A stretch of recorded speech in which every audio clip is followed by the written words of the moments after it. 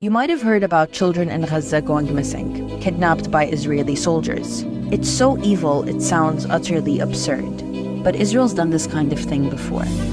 I'm talking about a mass kidnapping that happened when Israel declared itself a state, when thousands of children disappeared and never returned. But they weren't Palestinian, they were Jewish. It started as a rumor. Later on, it became a myth. What is considered to be one of the largest cover-ups in the history of Israel.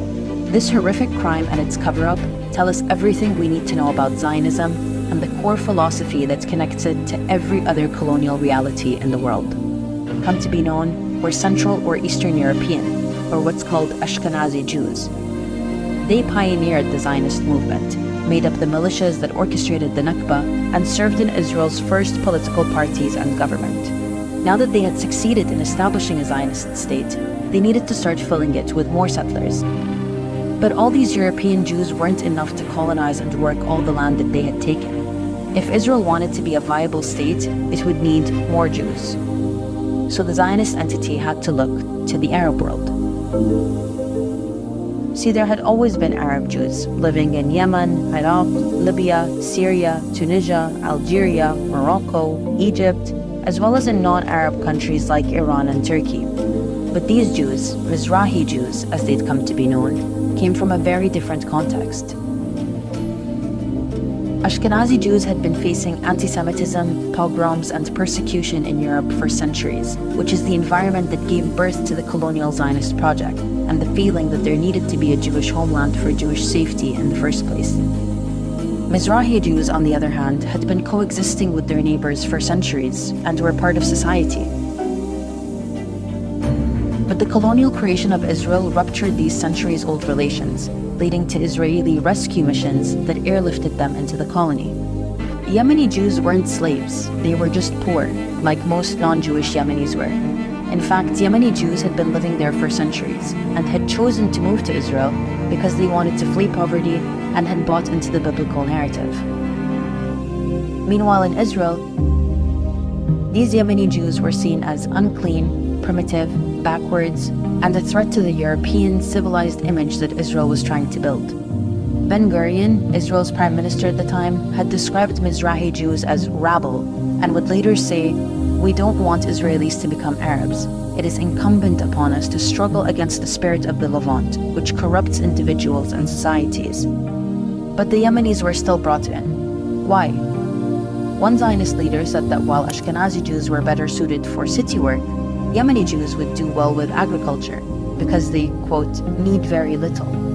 Israel took what was essentially the mass import of cheap labor and spun it into an Orientalist white savior story of rescue and redemption. This racist, supremacist attitude Ashkenazis had towards Mizrahi Jews sets the scene for what happens next. These are the absorption camps where almost 50,000 Yemeni Jews were sent once they arrived in Israel.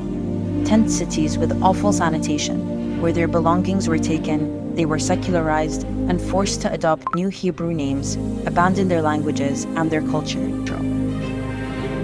That brings us to the kidnapping. Between 1948 and the early 1950s, thousands of babies disappeared. This happened to lots of non-European Jewish families, but the majority were Yemeni.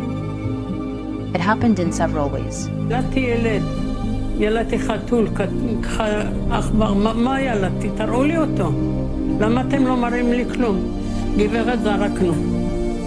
במילים האלה, גברת זרקנו. Across each scenario, the story was pretty much the same. Parents were told their child had died, but were shown no body, no grave, and no death certificate. בחיים שלי אני לא מרגישה שהוא מת. Many of these parents believed that their children had not died, but had been taken away from them and put up for adoption or sold to childless Ashkenazi couples.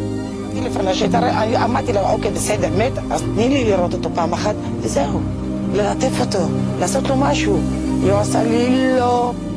For years, these families campaigned for the truth and for justice, but were met with claims of myth and conspiracy. Decades later, some people were able to reconnect with their missing children through DNA tests. Eventually, testimonies from those involved surfaced. One former senior nurse testified that Yemeni parents were not interested in their children and that they should have been happy that their child got a good education. Another nurse told a Yemeni woman, "You have lots of children. Why not let us take one of them?" נלקחו שם ילדים לאימהות צעירות מאוד שבאו ללדת, פשוט נעלמו הילדים, הם הוזמנו. There are plenty of damning testimonies gathered by an NGO called Amram that suggest that this was systematic and widespread. Only in 2016 was this issue finally acknowledged at the state level. White people met here colored people and were supposed to be the same nation. They saw them as a problem that needs to be solved, and part of the solution was to take the children out. They will have a better life. Their identity will not be Middle Eastern. They will be sort of Europeans with dark skin. It's a horrifying story, but it's not unique. Colonizers across the world have done this. From Australia to Canada to Belgium to France, the forcible removal of children and their re-education is standard practice for colonizers. And it's because despite their distance and space from one another, all these places share one core philosophy: white supremacy. It doesn't matter that the Mizrahi Jews were also settlers there to colonize the indigenous Palestinian population. They weren't white, and that made them vulnerable to their own cultural genocide. The story of the Yemeni children speaks to the only core principle of Zionism that matters, that it is inherently racist and violent against Palestinians and Jews alike.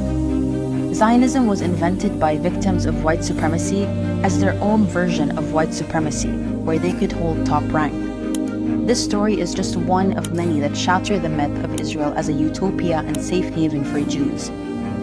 Mizrahi Jews were safe before and endangered upon their arrival to the white supremacist colony that saw them as nothing more than a primitive labor force. And that's the other thing that needs to be mourned in this story, the identity of the Arab Jew. That's at the core of why they were looked down upon by European settlers, because before being Jews, they were Arabs. The word Mizrahi, meaning Eastern, only serves to cover up this reality, that these were Arab Jews who culturally, linguistically, historically, had more in common with the Palestinians they were colonizing than the white settlers they were doing it alongside, or under. And so a system was born to keep them subjugated and dilute them of their culture, so they'd be far removed enough to see Palestinians as more of the other than the European settler who had always seen them as inferior.